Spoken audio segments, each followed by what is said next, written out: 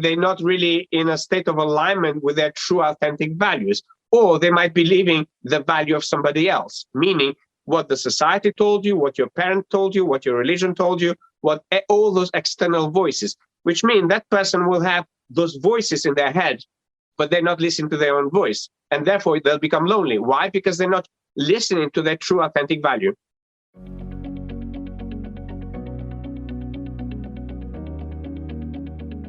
Hello, and welcome back to the getwellbe podcast, a weekly series designed to help you learn, expand what you thought was possible, and become as empowered as you possibly can be in your health. I'm your host, Nolan-Smith, a board-certified holistic patient advocate and the founder of getwellbe. And today I'm bringing you a brand new interview episode with Tony Selimi, a globally recognized life coach, speaker, and author, all about loneliness and the connection to chronic health issues and diseases, including emotional loneliness, romantic loneliness, professional loneliness, spiritual loneliness, financial loneliness, and of course, physical loneliness as well. Before we jump in, if you've ever listened to the getwellbe podcast before and you haven't yet left a review, please do so right now. You don't even have to stop listening to this episode. Just scroll all the way down on the getwellbe podcast page and click Write a Review. Give the podcast a few stars and a few words, and then press Submit in the top right-hand corner. It's super fast and easy, but actually very important for any podcast, so thank you so much for doing that right now.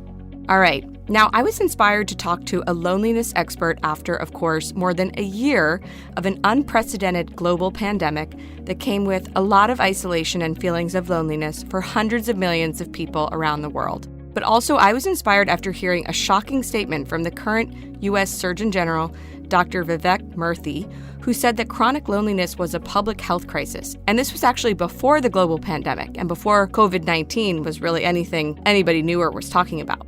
Dr. Murthy drew attention to the link between people who are isolated and or feel lonely and rates of chronic disease and premature death, and really opened my eyes to this problem. But this episode with Tony Selimi is unlike many of the others on the getwellbe podcast. I thought I'd hear more about ways to find friends and not feel lonely, but it went so much deeper than that, as Tony really got into the root causes of the various types of loneliness and the ways that you can heal the root cause in the long run, as well as some good short-term solutions to feel less lonely now. I have to say it's one of the more unexpectedly fascinating episodes I've done, so even if you don't think of yourself as someone who suffers from loneliness, give this a listen. It'll make you think about things you've never thought about before. Here is Tony Selimi. Tony, thank you so much for being here. Thank you so much for having me on your podcast. I'm thrilled because we're going to focus a lot today on loneliness. And you actually wrote a book on this, and you really believe in and strive to connect the science with the effectiveness, but the mysteries, I would say, of holistic healing. And a lot of what we do all day affects our chronic disease risk and also our ability to heal. And I know several years ago, the U.S. Surgeon General said that chronic loneliness was a huge epidemic in the United States and globally. And that always stood out to me because I didn't really understand the biology of that and how something like just spending time alone could influence, chronic disease. Like food, I get it, it's an input, but loneliness is so interesting to me and so in certain ways easier to solve, or at least cheaper to solve than somebody who, just can't access a functional medicine doctor or can't access, herbs and supplements and things like that. I'm thrilled that you wrote this book because I've been looking for answers on this topic. First of all, how would you define loneliness? Many people, specifically introverts, need time alone, I think, in order to recharge. So how can we find a balance between having adequate alone time according to, each of our needs and being lonely? But first of all, what is loneliness exactly? Because I know sometimes you can be alone, but not feel lonely, or you can be with somebody that you're not connecting with and feel lonely. So I'd love to know what you have to say on that. Loneliness, like everything else in life, is multifaceted, which means you cannot really pinpoint exactly what loneliness means to a group of people.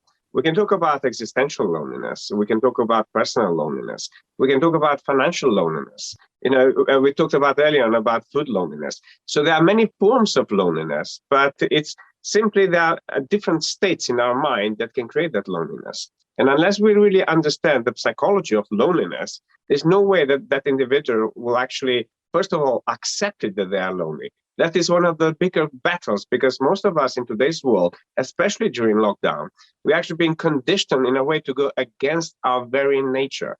And our very nature is we are social animals. Our very nature, we have a need to belong. Our very nature is we have a need to love and be loved. Our very nature is to connect with one another in meaningful ways. Although we are already connected with one another, it's just our psychology and our perceptions of lack of the connection that exists within ourselves and with our environment and the universe as a whole. Okay, got it. Thank you. So what happens in our bodies when we experience loneliness? How do these feelings develop? Can you talk us through the neurobiology as well as how that influences our pathways in our bodies? Because, healing and staying well is all about, having these clear pathways to detox and things like that. So going back to our body, basically everything in our body is already connected. Every system, every neuron, every cell in our body is connected. But we as individuals, we tend to even treat our body as a separate thing. We're trying to separate that which cannot be separated. On a daily basis, there are billions of information that our body communicates with each other. Our nervous system will communicate with our gut. Our gut will communicate with our mind. Our heart will communicate with our heart and with our mind and with our soul. So there are so many different connections within itself, and understanding how those connections work can help people move away from any form of illness. Why? Because the key to bringing somebody into well-being, into a state of well-being, just like your podcast name is, it's about bringing the psychology in alignment with health and wealth. And, the psychology is one of the things that I've been studying for the last 30 years. And how do we really bring the mind, which is different to the brain, how do we sync the mind with all the different functions that the brain has, which then regulates all of our immune system responses? We have the parasympathetic and we have the sympathetic responses. And most of there's a massive research out there, and I talk about in #loneliness, my book, but also in my other books, the link between our psychology and our well-being. But most importantly, the link between the way we perceive reality. Because the way we perceive reality is what actually triggers those divisions within our psychology. And when we have division with our psychology, our cells will simply take the information you give it and the meaning you give it. And then we have a lot of the information which is stored in our subconscious mind that automatically does a lot of things for you without you even knowing. When I treat people, for instance, when people come to me with any form of health issues, whether it's the severe chronic issues, or whether it's cancer, or whether it's heart issues, or it does not matter what the issue is. The body communicates to you specifically what that illness means to you as an individual. So therefore, when we have a prolonged ignorance to the communication that our body gives to us, we end up in a chronic illness, whether it's a chronic fatigue or something else. Now, this is the key to understand that link. Why? Because every cell in our body is an opportunity to destroy or rebuild and heal our body. Now, when we know that and when we accept that as truth, and we start really understanding how unifying ourselves and how objective thinking can transform your psychology, can transform your physiology, that's where the first step to creating a healing mind begins. And this is what I'm talking about in the latest book, which is the Unfakeable Code, just published, about the importance of objective thinking. I can never stress enough, when you have an objective thinking, how your reality transforms, especially your health. Now, when I hear people, clients speaking about, I like this, I dislike this, that's not an objective thinking. That's a polarized thinking. When people tell me, I like this food, I don't like this food, and they have all those reasons why they dislike a food, I believe in the balanced life, meaning balanced psychology, balanced physiology, and balanced eating.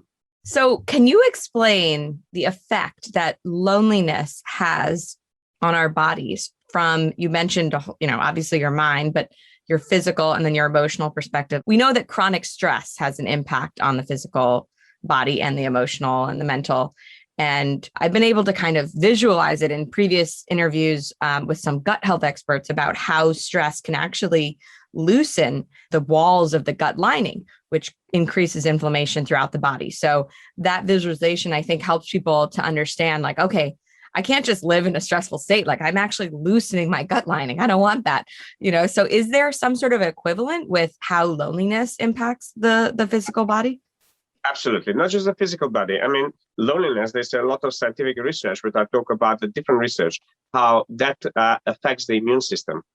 Now, the immune system, if you have a weak immune system or strong immune system, it's a great indication that somewhere within your reality, you have loneliness. But also, it's as dangerous as actually smoking 15 to 20 cigarettes a day. And also, it's one of the big causes a lot of people having like heart issues. And heart chakra is actually associated with our ability to love and receive love. Now, let's talk about something very specific that most people do in the world right now. When they don't get what they want, they withdraw.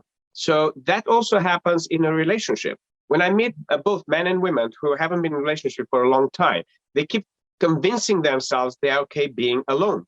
And only when I ask thousands of questions, they come to realize and they come to acknowledge and accept how much they would love to have somebody to love and be loved.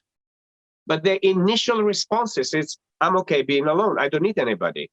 But that goes totally counterintuitive with what the body is designed to do. So we keep telling ourselves things like that, which in a way generates this invisible loneliness. And loneliness has been a taboo subject for many years. And the idea to write #loneliness came to me after I published my first book, Path to Wisdom, that became like 7 times international bestseller. I started working with clients globally. And every time I traveled, whether in the airports, whether the restaurants I was eating, whether the countries I was visiting, or whether the families I worked with, people were glued to technology, but not to actual having meaningful conversation with one another. And I grew up in a culture in Northern Macedonia where by the time you go from point A to point B, you met the entire bus or the entire train and people talk to you. And now what we're seeing, this trend of actually it's become strange for you to randomly strike a conversation with somebody you commute with. That on its own, it's a loneliness. A lot of people have thoughts and ideas which may be contradicting to another person's opinion and mindset. And therefore, instead of being able to have this objective way of looking at reality, they take it very personally and therefore they withdraw and they don't even share. Couples are very good at not expressing their opinions to one another, either from the fear of somebody leaving them or rejecting them, or frankly having an argument or whatever those things that happens between couples. So loneliness, when you look at every sphere, like some people have this spiritual loneliness, they have this need to connect to their own spirit. They have the need to connect to God, to universe, to whatever they may believe. And there's this gap between what actually they are to actually where they are trying to get to. So there's many forms of spiritual loneliness that I've worked with people who are, for instance, people who become spiritual teachers and people who literally want to spend all their life doing spiritual teachings. Then we have mental loneliness. And mental loneliness is when you perceive you are alone in your mind with whatever is going on in your life. And therefore, you're not sharing openly, or you don't have somebody who can simply listen without giving you any form of feedback. And we will use to, when somebody speaks to us, before they even finish a sentence, we already formulated the response. And that's not what the person needs the most. Then we have emotional loneliness. And emotional loneliness, it's very, very dangerous. Why? Because your emotions regulate the entire body and also can actually cause depression, chronic fatigue, stress. All of those emotions then have a massive impact in the way the body works and in the way it responds to outer I would say, stimulus. So even if you eat the most healthiest food, I've worked with a client who was a 100% plant-based client. He actually developed cancer. At the point of developing cancer, he got in touch with me. because we had a conversation before of this, and he refused to simply look at life as life. And when we start creating those polarizations of saying this is good, this is bad, your body is trained to behave like that. So for me, cancer, for instance, is simply the decision that you yourself at some point made you want to die. Meaning that decision could be, I don't want to deal with this. I don't want to deal with this emotion. You might be feeling tremendously hurt, tremendously rejected, and tremendously alone in what you may be going through. And therefore, because you don't have the tools, you don't have the clarity, you see the option of leaving the body or living this life as a solution to your problem. And there are many people out there who at some point in their life, they thought about committing suicide. And this is when the emotion that the human being experiences goes above the threshold for that specific individual. We all have emotional thermometer. How much of a sort of emotional bias we can absorb before we go into overload and before we stress the body and before the body shuts down. And then we have career loneliness. I do training in different businesses, and you have open plan businesses. Nowadays, people communicate via email, and they never even turn around to the colleague behind them and speak to them. I did a training exercise about how to improve sales in one of the company. And most of the team in the sales people, 20 people, they did not know each other's name. They knew nothing about each other. And they were all focused on how to meet those targets. And therefore, communication was all via email, although they were sitting in one long desk. Then you look the loneliness in society. If you go outside, as I said, it's not a norm anymore to strike a conversation without people thinking, what's wrong with you? We somehow lost the meaning of connection and the meaning of loving and being civil to one another. And this is something huge, and it is what the calling is. And I'm not sure if you read #Loneliness, my book, but one of the inspiration is I come from North Macedonia. This is where Mother Teresa comes from. And I was blessed to meet Mother Teresa when I was a child. And, she did a lot of work around loneliness. And one of the things she said about America, how rich America is, she said, America has become the loneliest country in the world. And that did strike me when I started working with clients around America, because I love America. It represents everybody's dream out there. And therefore, I almost feel like I've lived many lives in America, and it's a duty for me somehow to contribute to the American people. And, I've dated American guys and all of those things. But the reality is this modern life, we have disconnected in an ocean of infinite connection. Oh my gosh. Yes. So we're going to have to talk about what we can do about all this. But before we do, because I'm just so fascinated in the visualization part of it, you talked about how loneliness, going back to the original question that we were just talking about in the beginning, the impact of loneliness on the body, the physical body, and chronic disease and symptoms comes from the connection to the immune system. And we know that 80% of the immune system is located in the gut. So is it a similar impact, it sounds like, that chronic stress might have, on the gut? They're all linked up. What people don't realize that the form changes, but the actual working of the body is the same. So when chronic gut responds to that, it's the same when our lungs respond to something that we breathe. It's the same when we put something in the food or in the liquid. Let's say you drank something or you ate something that does not agree with your gut. Your entire body want to throw it up. Or, one of the things that I see in most of my clients who come to me, because I do this integrated work, both healing and business coaching, but most of my clients will experience in the middle of project headaches. So I'll put my hand into their head and I'll remove the headache instantly. But sometimes I don't put it in their head, I put it in their gut. And they were like, my stomach doesn't ache. I said, calm down. Leave me for 10 minutes, you'll see it will go. And I actually work on their stomach. So the body is beautifully linked. We just treat it as a separate entities. And that's why, again, we have to go back into understanding the connection we have within the self. Now, I don't expect anybody to be a biologist out there. I don't expect everybody to be a doctor of their body. But still, there's a lot of information that specifically can help you as an individual, whatever you may be going through. But I always respond to people the importance of seek experts' advice. Because if we were able to really get down to the problem ourselves, we would have done it already and we would not experience that issue. So I always encourage people, while it's great to research, while it's great to do that, go and seek experts' advice who can actually help you and hear you.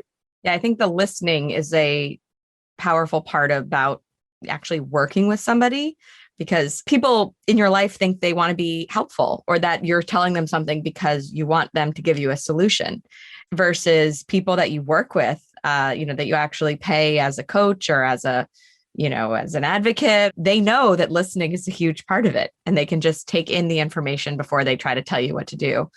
All right. So we know that loneliness, has a direct impact on the immune cells, which are located in the gut, and that everything is hyperconnected the same way that stress impacts the gut and impacts immunity. And so it's this impact with immunity that leads to this increase in chronic disease risk, which the US Surgeon General had mentioned a couple of years ago as being a huge epidemic and major global issue. But do epigenetics or do genetics play a role at all? As far as, can feelings of loneliness affect our genes or turn on some bad genes that we might have? Yes, I talk about it as well in #loneliness. I talk about it, how loneliness can activate and deactivate some of our genes. So although basically the human body is a miracle, I say to people, your body is a miracle. Start really accepting that miracle of God, no matter what God means for you. But also, if you look about the genetic information that's been passed on through generations, our body has that genetic information. So therefore, it's natural. Although we have a little science, but there is science out there that now confirms that basically our genetics will have an impact how lonely we are. And some cultures, they might have that loneliness factor a bit higher than some other cultures. Like, for instance, if you take Latin cultures, if you take Mediterranean cultures, people are more sociable. And the family unit is still more stronger than in Western world. In the Western world, we are actually, in a way, encouraged to be lonely. But at what price? That's the question I let the audience of this podcast think about it. At what price do our loneliness impact us? So what is the price we're paying for saying to ourselves, we're okay being alone, we're okay being successful, we don't need this, we don't need that, we don't need whatever it might be. At what price? I'm so curious. Can you expand on, we're encouraged to be lonely? What do you mean by that? Well, if you think about it, in what's been happening in the last 20 years, we've been going into this self-empowerment road, little realizing that self-empowerment does not mean you being alone. Because a lot of people would use self-empowerment, as I mentioned earlier, the example saying, I don't need anybody, I'm okay. Now that on its own, it's a problem. And that on its own, it takes a good expert to ask you millions of questions without making you feel you are being influenced that you're not.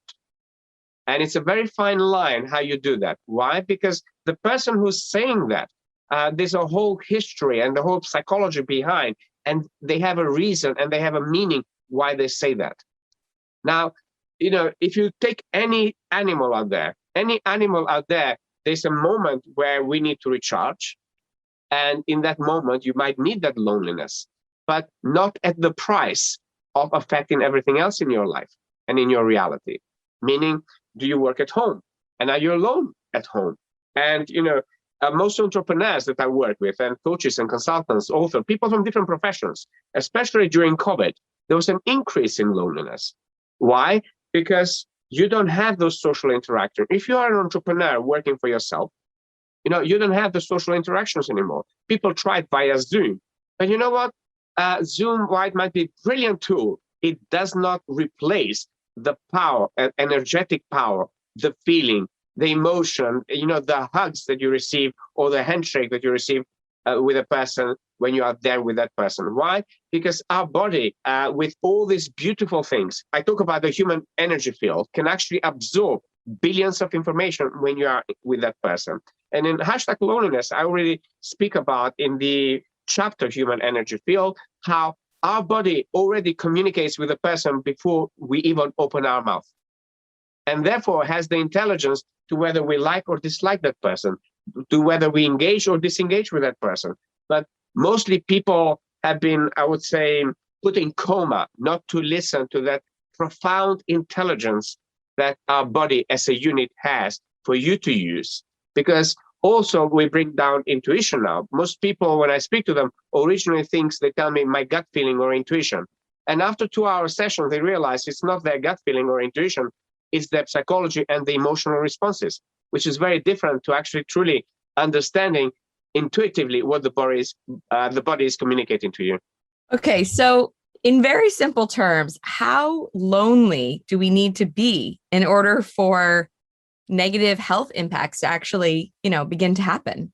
Because all of us spend a certain amount of time alone. Like you said, the pandemic kind of forced more loneliness, but also just time alone or time, in isolation. But it was this defined time. So I'm wondering, was the defined time, now that we're sort of, coming out of it, enough to impact our physical bodies and create, a lot of the negative health impacts that you talked about? Or is it something that can be rectified fairly quickly? A rectification comes from person to person because no one formula applies to everybody. And you asked me in simple terms. In simple terms, I believe in equilibrium, meaning a balance. And let's say we take 24 hours, the balance would be 12 hours for you to be with somebody. And in those 12 hours, you have enough time for you to spend alone, to heal, to meditate, to do yoga, to do whatever you want, that you call it as a me time. And as long as those two worlds are balanced, I believe people can actually make a huge, massive step forward in transforming their loneliness into an interconnected state of being and thinking and behaving. Okay, so what about sleep? So we have like 8 hours of sleep. So yes, but again, if you sleep alone and you work another 12 hours alone, that's you out of balance already. Got it. Okay. Most of us understand the yin and yang concept, but every time I ask my clients, no matter what the issue is, the yin and yang is out of balance, although they perceive it is. Although they perceive it, oh my God, I need to be in balance. But in reality, they are far from it. So, right. It's that balance. I always believe when you have this equilibrium between the different things in your reality, different forms. So if we're talking about loneliness, it will be equilibrium within the loneliness. And if you add that in equilibrium and you strive to do activities that keep that equilibrium, you are already a step ahead of actually healing that. So you talked about the difference between connection and then just like physically being alone. So somebody might say, okay, I sleep 8 hours and I've got another like 16 hours in the day. I work with a lot of people, in person. It's exhausting, a lot of communication, meetings, etc. So it's fine that I live alone and just like watch Netflix at night because that's my equilibrium. That's my, downtime. What would you say to that? So, when people say to me like that, I ask them a question saying, okay, I have my partner. Let me substitute you for the night with somebody else. Would you like it? No. And the answer is no. The answer is no. So it's not a substitute. It's not like having this transactional analysis. It's about really, so if you're going to work and you're doing meaningful work and you are inspired by activities at work and you inspire the people at work, yes, fantastic. But if you're telling me what you said, like somebody says that, I get stressed out with this and that, people engage emotionally in their reality. That on its own is a problem. Because, I can work with 20 clients a day and my energy is the same as I'm with you.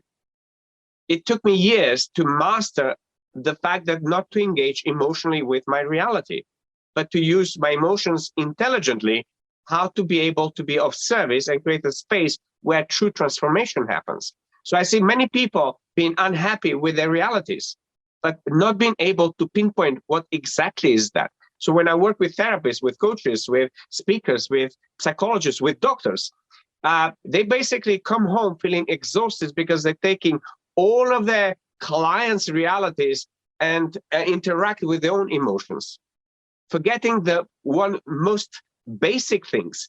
We're not there to feel for others. We are there to love others. There's a difference.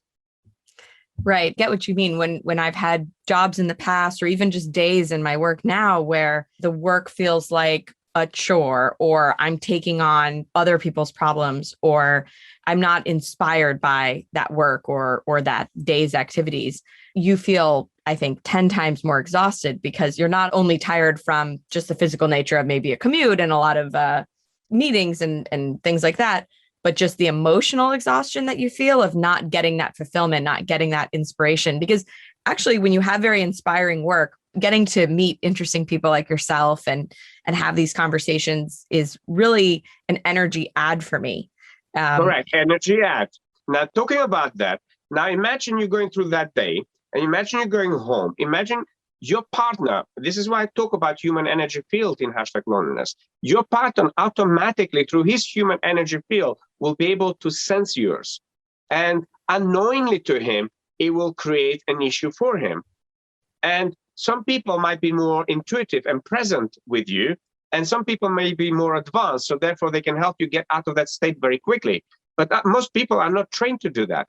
So therefore they contribute to each other's loneliness, and therefore you need more space to be alone because you want to recharge your body. Interesting. I'm starting to see this. Let's say you have a partner that, husband, wife, partner, somebody you live with who is really unhappy in their work. And each night you feel their unhappiness, and it's kind of like an energy suck for you as well. Suck for you. Therefore, the body needs more time to recharge. So not only do you need more time to recharge, but that person feels like they need a lot more alone time because they can't get out of this spiral of energy and suck. Therefore, there's a disconnect in there because they see each other as a problem, not as a solution. Oh, that's very interesting. Very interesting. So what are some of the most common ways, besides not being inspired in your work or not feeling like the relationships that you have are energy adding, that we knowingly or unknowingly perpetrate loneliness in our lives? Like, what are some of the most common ways? The first thing is we have this, what I call in my latest book, The Unfakeable Code, avoiding behaviors. We create many, many avoiding behaviors, meaning anything that reminds us of any pain or unrest or emotion or something we perceive painful, we avoid it. And thus, those avoiding behaviors is one of the biggest, I will say, energy booster for loneliness. Energy booster for loneliness. For loneliness. Like meaning it makes it boosts your loneliness even more. Got it. Okay. Okay. So therefore, you unconsciously want to have some time alone. I see. Okay. That's so interesting. I am very interested in holistic mental health and the mind-body connection. So I've had some other conversations and guests on the WellBe show and podcast talking about how our brains want to keep us safe. And, going into these painful experiences are very threatening to that equilibrium, to that safety in the brain, because even if something's not that happy, at least the brain knows what that is, right? So it's always going to try to get you back to that from a safety perspective. I would like to add something before you go forward. Hopefully it will be of service to you and everybody. It's not the brain. It's part of the brain. It's part of the brain. Okay. Which is the amygdala. Okay. The amygdala. Yes. Part of the brain. Because the rest of the brain, if we're talking about the frontal cortex of your brain is the visionary brain. That part does not really succumb to your amygdala. It's a whole very different part of the brain that does different functions. So we have the three parts of the brain, the amygdala, and the other part is what most people call it the monkey brain. Okay, and the monkey brain is all the things that we do automatically without even thinking.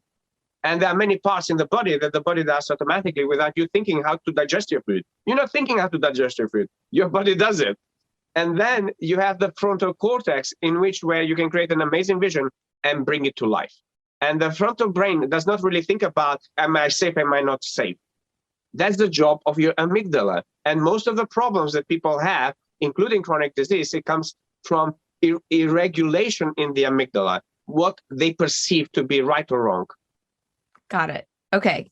Very good distinction. Thank you for clarifying that. So the amygdala is trying to keep you safe, even if that's not in a place you really want to be, right? Like a job you're not inspired by, or a relationship that's not really working for you, but it's a relationship, right?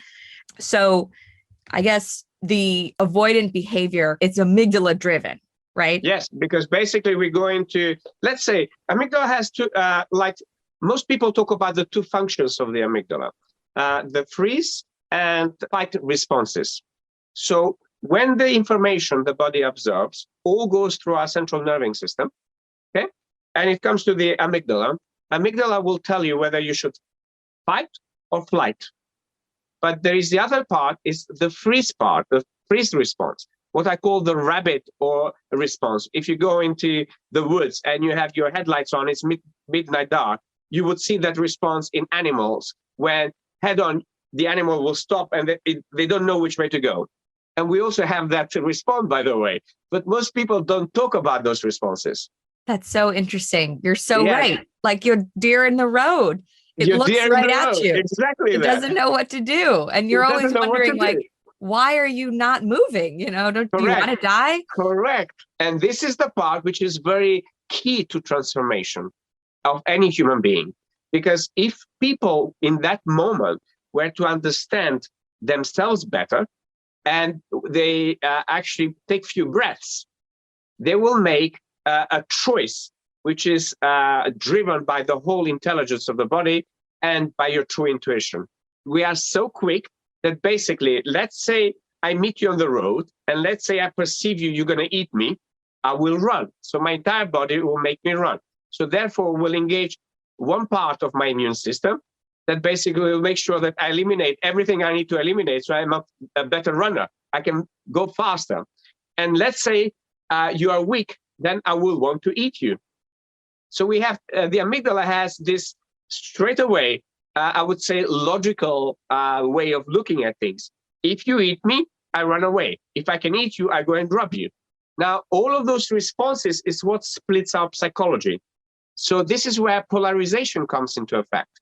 So most people, the level of polarization is determined how ill the body is. So when the body is ill, their psychology is pretty much a lot polarized, meaning they have so many events in the river of life that they perceive more threat and less support, or more support and less threat.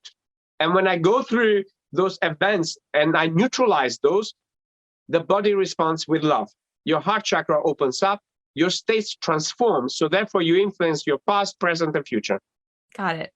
Okay. So we talked about avoidant behaviors and the amygdala. Can you talk about limiting beliefs and how they relate to loneliness? Is that part of the same process? Yes, I mean, we have, like, if you think about it, the functions of the brain, it's beliefs are just one of them. But when we have the most important part of the mind's programming, which is your values. And so therefore, the values and belief have a tremendous influence of how lonely you are and how lonely you become, or how connected you are and how disconnected you become. So those are two different parts of our psychology, because basically a value takes priority. Why? Because if you value something, you will adjust your beliefs to support that value. Meaning, let's say now you're going to become a mother. And let's say motherhood is very important to you. All of your beliefs will be adjusted around that identity you're going to be evolving. And I talk this quite in detail in my seminars and my coaching programs that I have with my private clients, the importance of evolving your personas and integrating them into one unique identity. Because throughout life, you will create different identities with different personas. And therefore, when you have an identity of a mother, your beliefs, you'll create beliefs to support your value, which is being a mother. And suddenly you'll be drawn to all the people who respect mothers, who know how to raise a child, who know all the best food to have, how to respond and everything else. Suddenly your business value will go down, for instance. Or you might turn your entire podcast around how to raise a child, because that now becomes very important to you. So the beliefs, I would say, is best to look at the values than just the beliefs. Got it. So somebody that might feel very lonely might have values that they are actually not living. Correct. Yes. So therefore, they're not really in a state of alignment with their true authentic values, or they might be living the value of somebody else, meaning what the society told you, what your parent told you, what your religion told you, what all those external voices, which mean that person will have those voices in their head, but they're not listening to their own voice. And therefore they'll become lonely. Why? Because they're not listening to their true authentic value. Right. Okay. So, right. The inverse would be true as well, right? If you have values that you're not living, or you're living somebody else's values. Values. Yes. This state of loneliness can exist even when you're, technically with people, you're not physically alone. Let's say your parents want you to live in New York, an example. Okay. But you and your partner always wanted to be somewhere in the nature to raise your children. Now, that voice, if that voice is very strong in you, you'll have internal conflict. And when you have an internal conflict, you already created loneliness. Just a simple example. That's a great example. I am currently trying to figure out where to live in a long-term way and where I want to be to raise a child. And it's very challenging because I have a lot of different values, I think. Well, that's where I say you have conflicting values, because most likely your entire psychology is run by many values that you've learned since a very child, but never sat down in there and say to yourself, okay, what kind of values are mine without those voices? This is something that when I start people on my 5 or 10 day vital planning program, I spend a lot of time around that. Why? Because your values will create inspired actions, your authentic values. To give you an example, I'm very inspired because all of my clients, they have no problem in sharing their stories with the world for the purpose of teaching. So one of the clients, I just finished working 10 days vital planning. She's from America.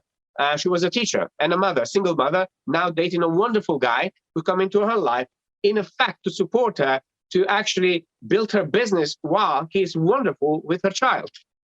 Okay? But because of all of the problems from the past, when we started the program, she came here with the idea of creating a new business, with the idea of letting go her teaching career, of everything else. And 10 days down the line, she realized how much she loves her job. It has nothing to do with other people's values. That was her value. But making her leave was other people's values. And we clarified that. We created such an inspired vision for her. On top of that, we're going to co-create a product for children. What if you have a value of loving culture and experiencing live music and things like that, and that really feeds your soul, but then you know that you also have a value of loving nature and having easy access to it, but you know that there's very few places where you can have both of those things. So how do you reconcile something like that? Well, when I start the work of value with my clients, there's a simple diagram I teach. And those diagrams are 2 circles. Okay. And one circle is internal reality, and the other circle is the external reality. Now, you might think you have a value on something, but if your external reality in this moment, when you're speaking to me, does not show that, that's not a value. That's an illusion, a fantasy you built in your head. Okay. So an example of that would be like, if my external reality, now COVID has made things very challenging, so that's tricky, but let's just say it's, pre-COVID, right? And you think back to, did my life involve a lot of culture and, live music and things like that? And if the answer is not really, then that's my perception. Exactly. It's a fantasy. fantasy. It's an illusion, but it's not the external reality. Yes. Or I say I love nature, but a lot of weekends I am walking around the city instead of accessing it when I could have. You're going shopping, you're going to coffee shop, you're going to restaurants, you're doing those amazing things, but you keep telling yourself, I love nature. Oh, that's so smart. I love that. Does not show evidence. So this is what I do with all my clients. I break down all the entire psychology. And when they get it to see it clearly, and they can reconcile those 2 realities, we can harmonize the entire life and create any results my clients give me. And then I can create new value system for them that is in alignment with whatever vision I want to create for their life. Right. This has been so interesting. And I feel a tremendous responsibility to make sure that everybody listening to this that feels lonely in some way, mental, emotional, physical, loneliness. Financial, a lot of people don't realize how important financial loneliness is. Why? Once I worked with a client about this, you know what I did? Have you been to London? Yes. Okay. I took her to New Bond Street with all the most amazing shops. She was a client who kept telling me money is not important to her. But on the other hand, she wanted good clothes. And on the other hand, she did not connect how that made her extremely lonely.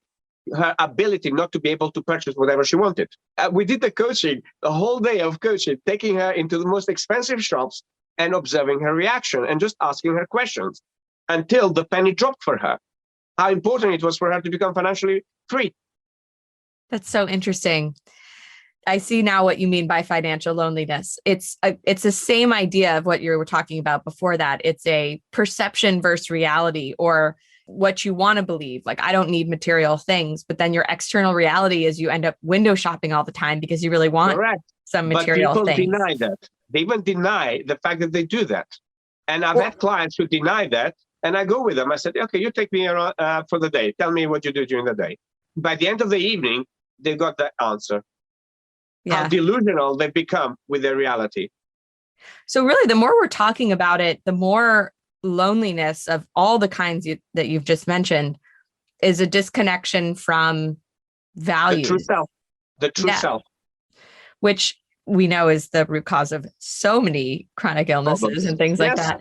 So how do people pull themselves out of loneliness? Like whether they realize they're in it or not? Because I think, like you said, some people live alone and, maybe it's a 27-year-old guy, right? And he's not ready to get married. And maybe he's had a couple of relationships here and there, but he's building his career and he doesn't feel lonely. He has friends, he has colleagues, he dates here and there, but he's okay with living alone right now, that kind of thing. So how do people get out of it that don't want to be in it, that want a partner? And how do other people think about it that feel like it's fine for them? Well, look, again, we're going back to the things we've been discussing. The key is psychology. And within the psychology, the key is to know your true authentic values. Because when you know those true authentic values, you have this crucifix within yourself of actually by what values you want to live your day-to-day life. By what values do you want to create actions during the day? By what values do you want to, go to work?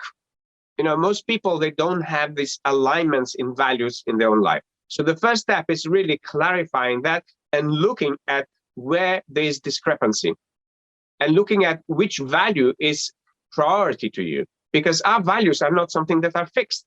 Most people treat values saying, oh, I'm like this. I've always been like this. That's the biggest illusion people create for themselves. So I'm very good at listening to people's language. So one of the principles within A Path to Wisdom is the methodology, which I trademark globally now. In each book, I've created different methodologies. Why? Because what I said to you earlier, 30 years I spent into research, studies, science, psychology, spirituality, cosmology, mathematics, quantum physics, and various healing modalities. And one of the key things I want you to do, I want you to create a solution that harmonizes those different things and makes it simple for people to follow. Now, within the methodology, when I created TGSE method, evolutionary method, alarm simply represents alarming you when you're not in alignment with your true authentic self and with your values, with your soul's mission, vision, and purpose in life. And anything outside of that makes you lonely and makes you go into all those different states that are countless for different people, whether it's depression, whether it's chronic illness, whether it's divorce, it does not matter where it is. It's matter that you are out of that crucifix within yourself that you know you want. And most people find it very difficult to clarify what is it that they want. So start with that. I have two different questions for you, and I can't decide which one is more important to ask right now, but I'll just go with this one. What is the root cause, do you think, of not being able to clarify your vision or your real values? Well, not all of us have been taught psychology. We all have a different calling in life. If you are somebody who, let's say, a lot of women, they just want to be mothers, good mothers to their children. So therefore, they're not going to spend time studying and researching how the brain works. They're going to spend time in researching how the family works, how they can provide for their children. The first thing is really understanding. This is why it's important to understand what is it your calling? What is this value? And when you say about what is the problem is this, very simple. If I take nature, when people tell me I know everything, oh, wow, okay. So if you know everything, why are you asking for advice? Why are you learning? Why are you growing? And then they give you the stories behind that. Behind every story, there's authenticity. But most people don't see that. Like same as we have the planet, it took a man to take all the minerals from the planet and everything we have and to create cities, to create every technology we have. The earth did not give it to us. Same way, your body is not going to give it to you unless you have somebody who can masterfully extract exactly what is it that you want and then help you create a detailed plan on how to achieve it. All right. So more concretely, how can people shift out of loneliness? If that's been their de facto way of living or being for quite some time. Like I said, whether that's somebody that's physically lonely, like living alone, not in a relationship, working alone, etc., or somebody surrounded by people all the time, but just feels lonely in one of the ways that you mentioned. Like, what are the first concrete steps, after you establish your values and you actually connect to your truest self and you say, my society has told me that, working in finance is the de facto way I should live my life. But I know that working with children is the way that I want to live my life, or whatever it is. So you've established that.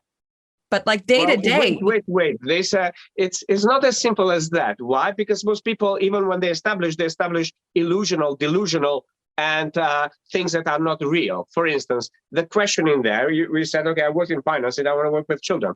The question I would pose as a coach, what credibility do you have? Because most people want to go into something with zero credibility. Therefore, they create more resistance, more loneliness. Why? Because somebody who's an expert in it will overpower you. So you're not in the equal power. My client came in here with the idea to leave her teaching profession, walked back with the idea how to grow the profession and feel fulfilled. So I'm very careful to say anything. That's why I say, you can't move to step 2 if your first step is not correctly done. So I would encourage people, do that step first. Get clear with that, because when you get clear with that, you're not going to go into things which are not in alignment with what you are capable of doing. I had a guy who called himself a business coach. So in 2 hours, I break his entire delusion. Why? Because he's never been working in a business. He worked in restaurants as a waiter. Okay, so you can't go just because you got a quick qualification as a business coach, you're going to set up business coaching with zero experience in business. But What we did is he actually could coach waiters, how to become great waiters. He could coach the restaurant, how he could actually attract better staff to wait. So suddenly we turned the coaching concept into something that is credible.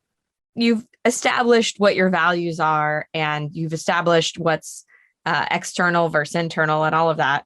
And you wake up the next day, but you're still living alone. Well, that's not true, because then you haven't established those things. Because if you did, you would have inspired actions against those, and you wake up next day and you take those actions. Okay, so basically the shift out of loneliness is taking inspired action. Yes, after establishing the journey of actually what is authentically you want to do, what is your authentic true value. And then within that, so I always encourage people, when I sit down and work with people, I work out spiritually, mentally, emotionally, physically, which is your physical body and physical environment, in business or career, financially, and socially. And then you look at all of that. What is it, the key factor that connects all of that for you? And there is always a key factor, authentic factor, that brings you all together and you know exactly what to do. And when you have that clarity, the steps, the inspired actions comes automatically out of that. So a lot of times when we read about solutions for chronic loneliness, because this is something that at Wellbe we've talked about before and looked at research before, a lot of the suggestions are, joining a faith-based community or some sort of hobby, right? Like if you love tennis, can you join a tennis group? Can you connect with people that way? Dog, for instance. So, or get a dog and meet people walking get a dog that way. And stuff like that. Or be in service of some way, volunteer, etc. So do you recommend, based on, writing this whole book on loneliness and all of your research, that people take those actions as well? Or it's really about getting this framework of your authentic self? Mostly it sounds like around career or just like, purpose, and not so much these other things that I just mentioned. Or do you say to do those as well? Well, the question I would ask firstly, do you want a long-term solution or do you want a short-term gain and long-term pain?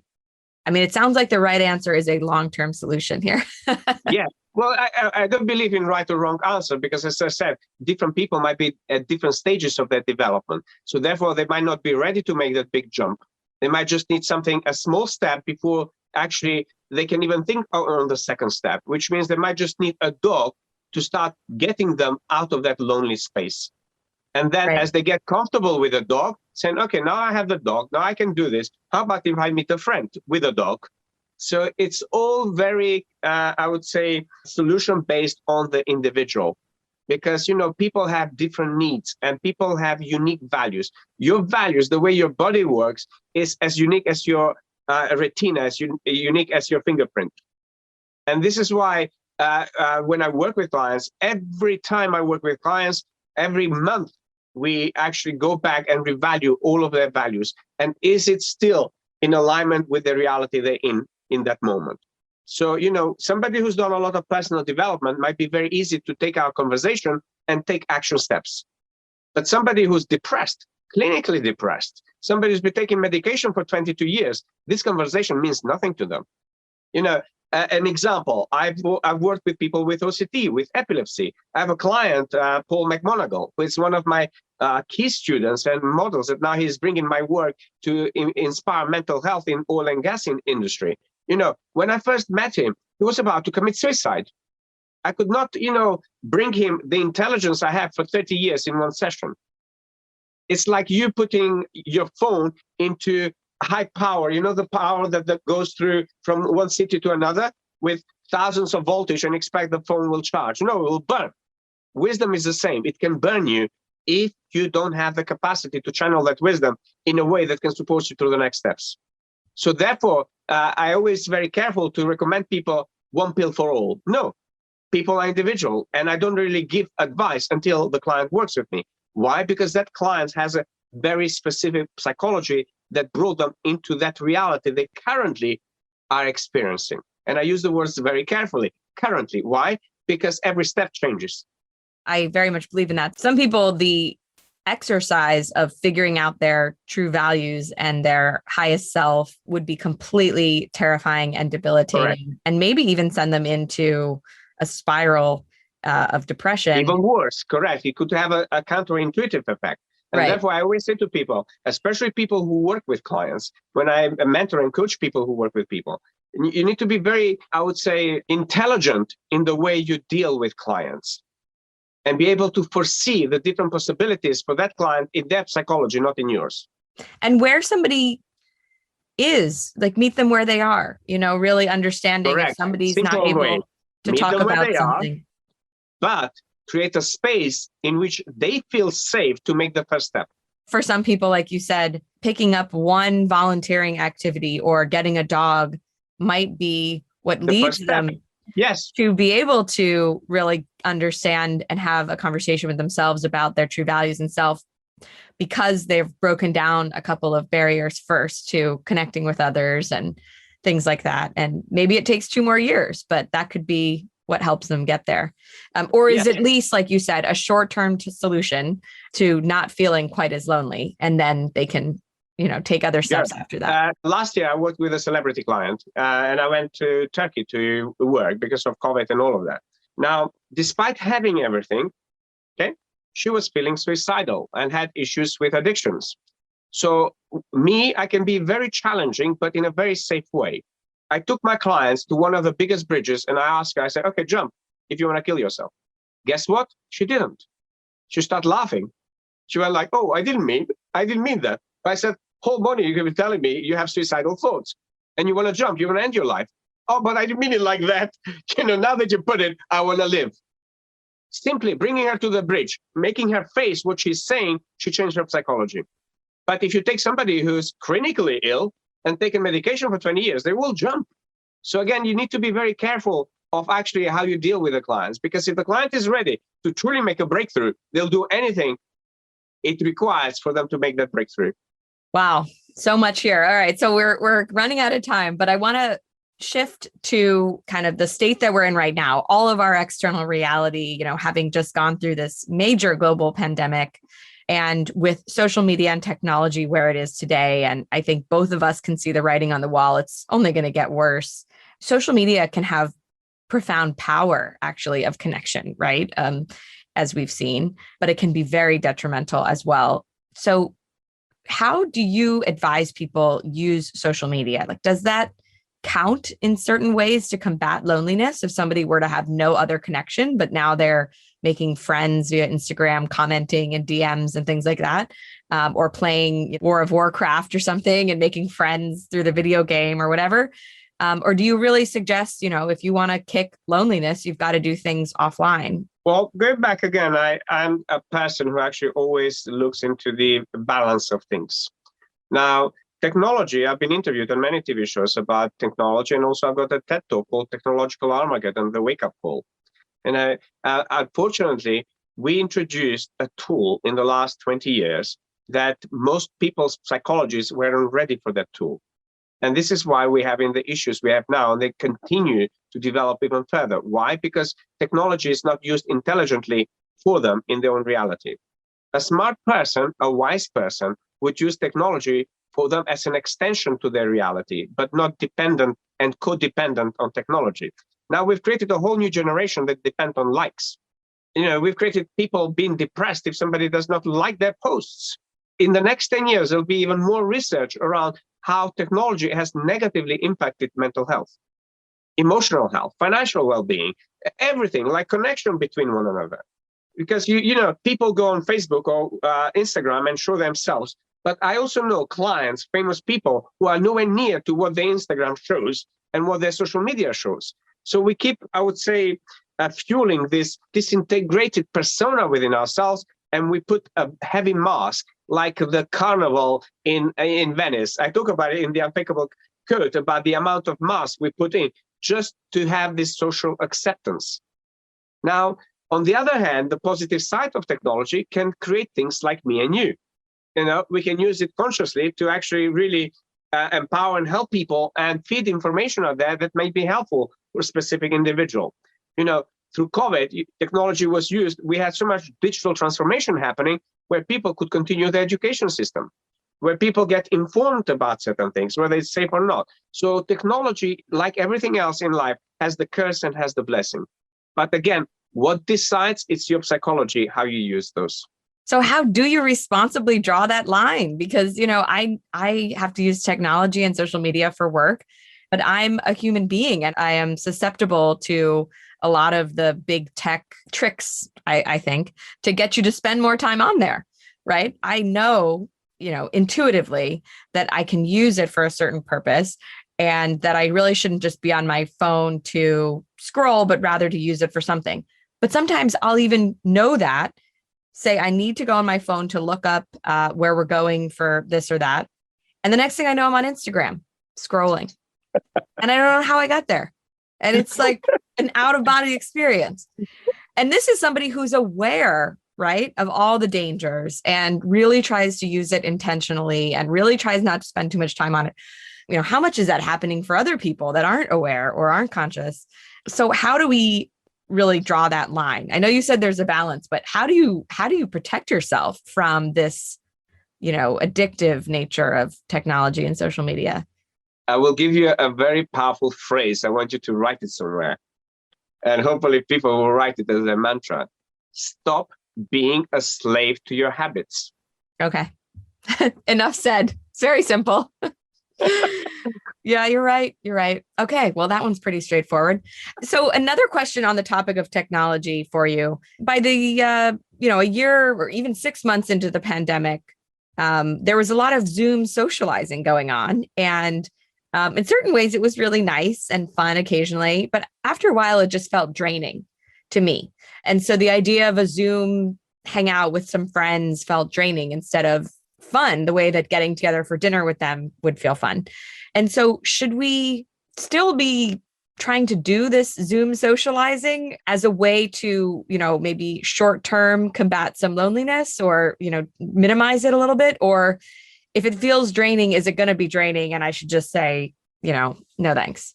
Well, again, we're going back into individual circumstances and basically, what is it that you feel lonely about? Because, it's sort of when you understand the kind of form of loneliness that you may be experiencing, you can also have a simple action that takes you away from that without even having to use technology. This is why it's so important is to identify what is the form that loneliness shows up in your life. So this is a question for anybody listening to this podcast to really write it down and really sit down and spend some time. What is the form that loneliness shows up in my life? And that on its own will reveal a lot of answers. Now, while technology is great, I love social interactions. I grew up in a family with 6 children, and then my both parents had 7 and 6, and I had about hundreds, thousands of cousins. So I grew up being in that environment. Now, although pandemic has happened, although we had to go back into isolation, yes, this Zoom was fine for me for a bit. But the moment the society opened up, I started traveling and doing my teaching, because most of the time I socialize with my clients. Why? Because they're at the same resonance and vibration. And I feel alive me living my own authentic values and being with people who live their authentic values and have value on learning, growth, and success and wealth and purpose in life. So, it's all depends who you socialize with. There's that saying about you become the person of 5 or 10 people you socialize with. Now, if, say, maximizing your human potential is very important to you, you're going to start finding those people and you're going to start investing in the people who can help you achieve that. So then my social circle is pretty much my clients, my partner, my family, and close friends who are also into growth and also support my work. And I support theirs. So this is how important it is to have this environment in which you can thrive naturally in what you are good at. I'm good at teaching. I'm good at speaking. I'm good at training people. I'm good at resolving problems. I'm an engineer. So therefore, I always see things how to solve problems. So, I'm not good at raising kids. Otherwise, I won't be a gay man. Most likely I'll be a woman or a man who wants to have 20 children. I love children. I love educating children. But would I see myself sitting in there changing nappies? The answer is no. And most people try to do things which are not really inspiring for them. I worked with parents where they felt ashamed admitting that parenting is hard. They felt ashamed admitting and saying, sometimes I wish they never came into this world. But this is what's going on in people's minds. Now, if as a parent you try to silence this voice, you're just going to become a frustrated parent. And that frustration through the human energy field will go on into your child. So that your child will learn to have the same frustrations as you. So you're not really breaking that cycle. Although you think the child does not understand. No, that child is a full intelligent system that keeps growing and absorbing information before you even think that they know.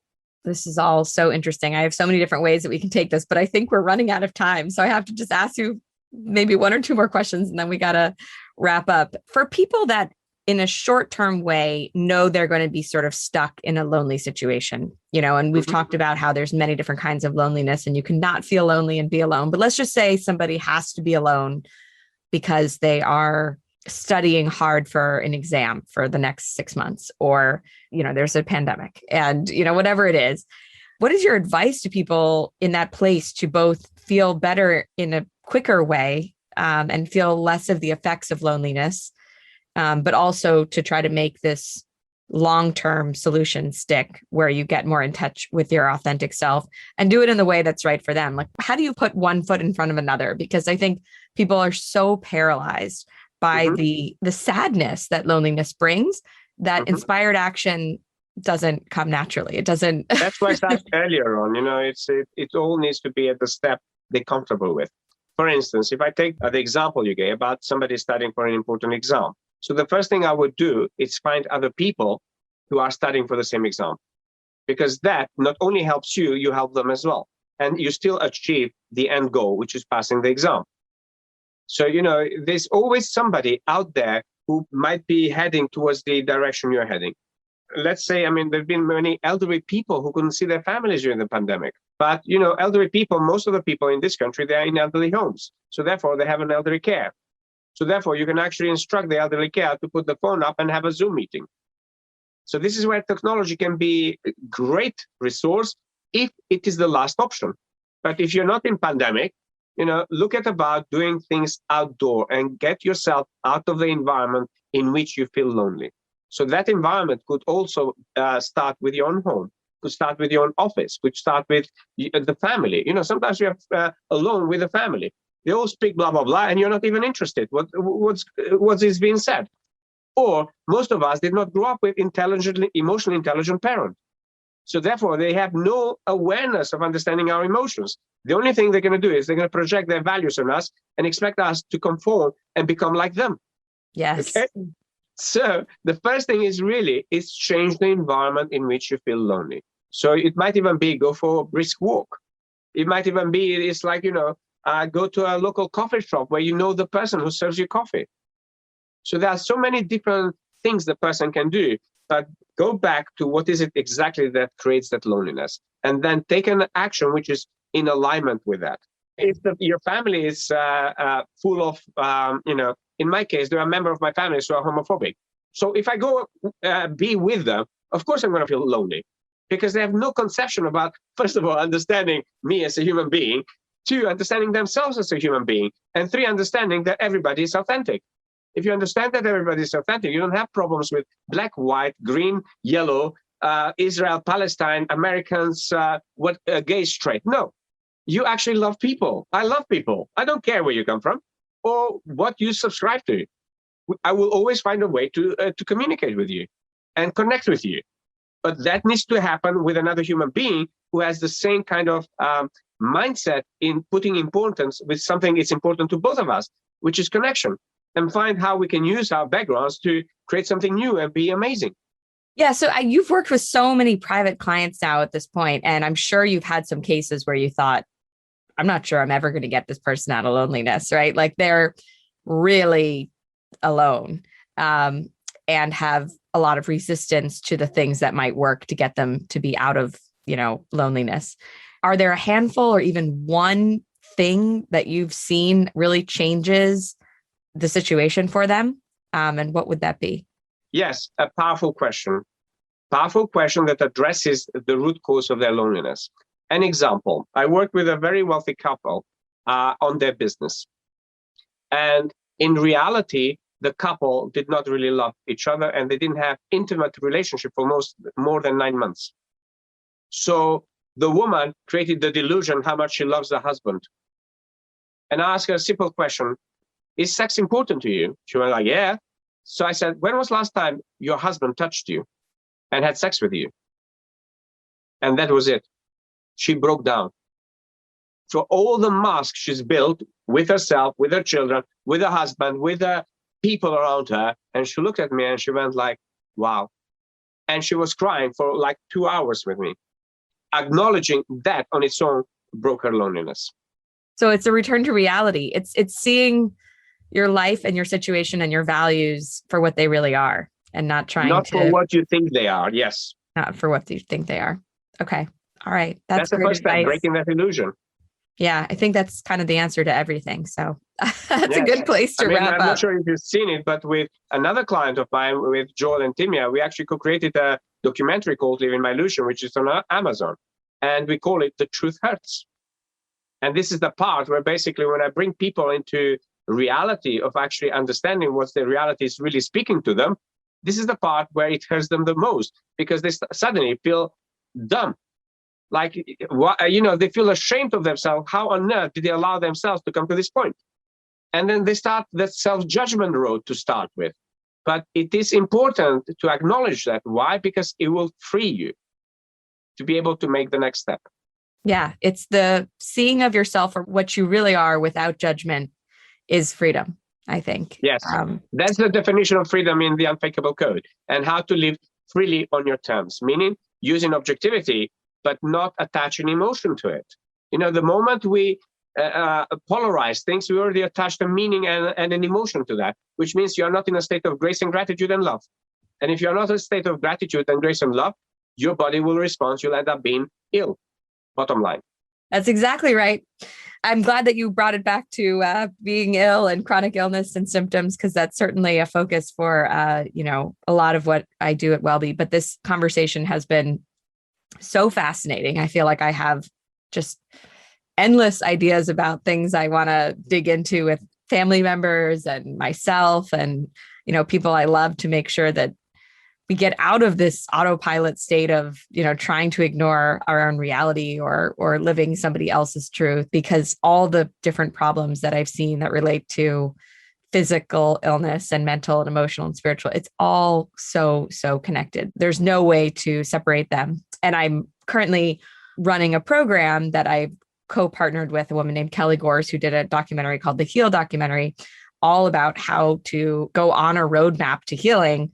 And so much of healing is really the mind-body work. And people don't think it's a psychology course, and it's not. A lot of it has to do with, navigating the healthcare system and things that I have expertise in. But you can't ignore that part. There's just no way. So connected. We are all connected in whichever way. And this is why I don't promote polarized politics, where basically a politician is to be better by, speaking badly about another politician. Or, for instance, what happened here in Britain about Brexit. I still don't see how, by us removing ourselves from our biggest trading partner, it's good for us. Most people live the illusion. They created the illusion based on lies. Now, when you create an illusion based on lies, we have a saying in North Macedonia that my parents brought me up. Lies have short legs. Eventually you get caught. That starts the lies we tell ourselves and the lies we tell the world. There's no way to lie to your own body. It's just creating a state of internal conflict. In the latest book, there's a chapter that starts, take off the mask, your soul is waiting. Yeah. Oh, I love that.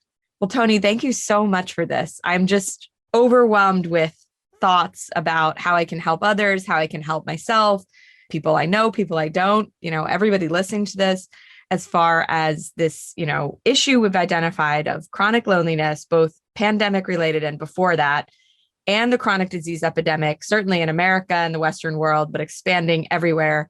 It has a lot of root causes, but this disconnection to our authentic self and, not taking the mask off is certainly the root of it. And if we can do that, we can have such profound change. So thank you again for sharing all of this. Thank you from the bottom of my heart, having me on your podcast and being of service to as many people globally as I can. What's the best way for people in the WellBe community to access more of your information? The best way is to go to my website, which is tonyselimi.com, TonySelimi.com. And in there, they have links to all of my social media. They connect with me on social media. And also there's some free content that they can read quite a lot about it. And also what I can do for them, for their families, business, and humanity. Awesome. All right. Thank you so much, Tony. Thank you for joining from London, and have a wonderful day. Be blessed.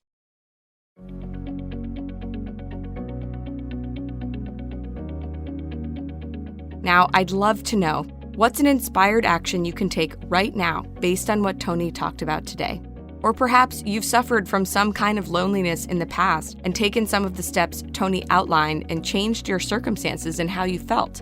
Whatever your experience has been, make sure you leave a comment on the article version of this episode on getwellbe.com, and you'll find a link in the show notes.